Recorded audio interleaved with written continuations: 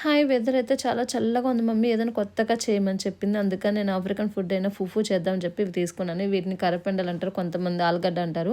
చూసారు కదా! నేనైతే ఇది కట్ చేయడానికి నానా పాటలు పడ్డాను. మొత్తానికైతే కట్ చేశాను. చాలా స్ట్రాంగ్‌గా ఉంటుందండి. చూసారుగా ఇలా కట్ చేసి మిక్సీలో వేసుకొని కొద్దిగా వాటర్ వేసి నేనైతే మిక్సీ పట్టుకున్నాను.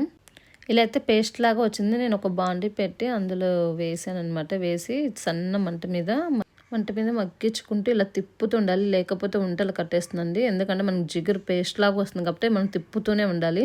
మధ్యలో మా గిద్దిష్ అయిపోయిందని అంటూ వచ్చి చూసింది. ఏంటి మమ్మీ ఇది కొత్తగా ఉంది, ఇలా ఉంది, ఎలా తినాలి, టేస్ట్ ఎలా ఉంటుందని కంగారుగా చూస్తున్నారు కదా.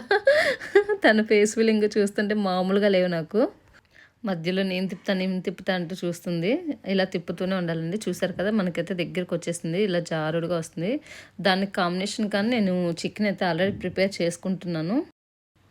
చూసారుగా మొత్తానికైతే మన పువ్వు తయారైపోయిందని నాకు ఫుల్ నవ్వు వస్తుంది. చూసారుగా ఎంత జిగురుగా జారుడుగా జెల్లీలాగా స్మూత్గా ఉంది. పక్కన అయితే చికెన్ కూడా రెడీ. చూడండి వేడి చికెన్ కాంబినేషన్తో టేస్ట్ ఎలా ఉందో చూసేద్దాం.